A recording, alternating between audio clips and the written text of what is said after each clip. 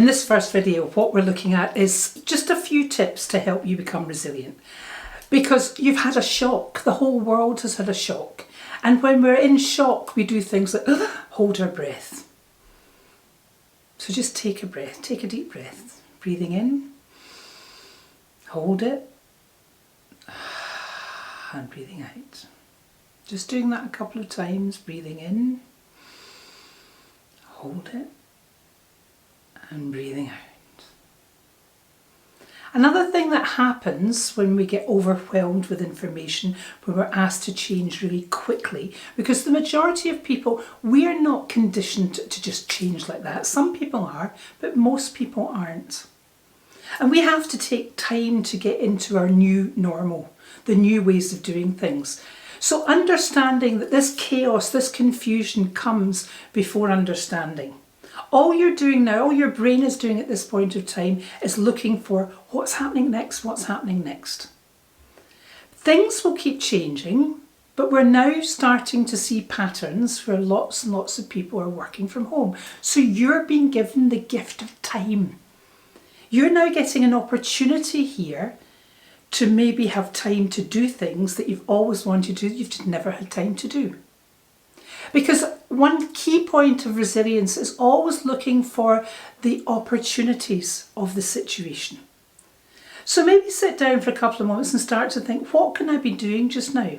I've seen people walking about London with canvases. They're taking them back to wherever they're staying to maybe paint that first masterpiece they've always been thinking about. There may be a book you want to write.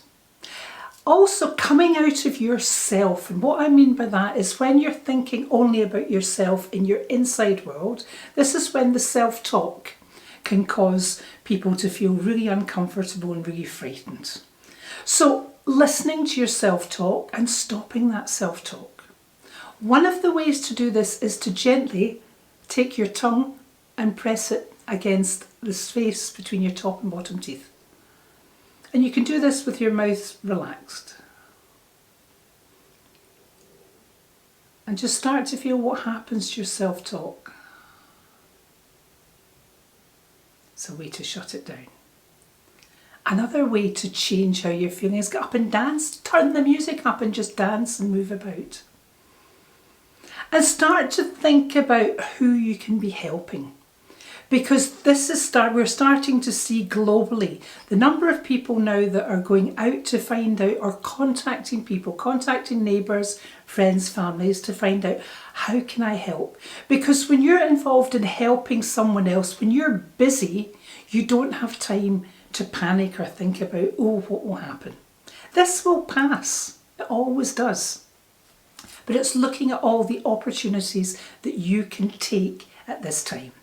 So breathe, know that you've got a gift of time, and really take this opportunity to start thinking of ways that maybe you can really start connecting with people.